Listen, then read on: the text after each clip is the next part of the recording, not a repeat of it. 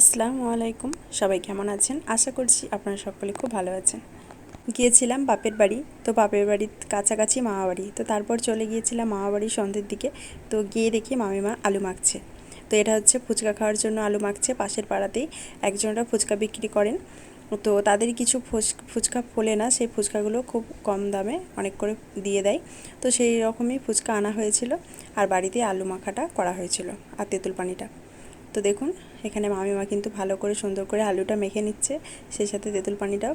এতে কিন্তু বিট নুন, ভাজা মশলা, শসা, কলাই সব কিছু দিয়ে মেখেছিল। তো তারপর এখানে ফুচকা খেয়ে নিচ্ছি। খুব টেস্টি হয়েছিল ফুচকাটা খেতে। তো তারপর খাওয়ার পরও কিন্তু অনেক ফুচকা বেঁচে গিয়েছিল, সেই ফুচকাগুলো দিয়ে মামাতো বোন এখানে চুরমুর বানাচ্ছে।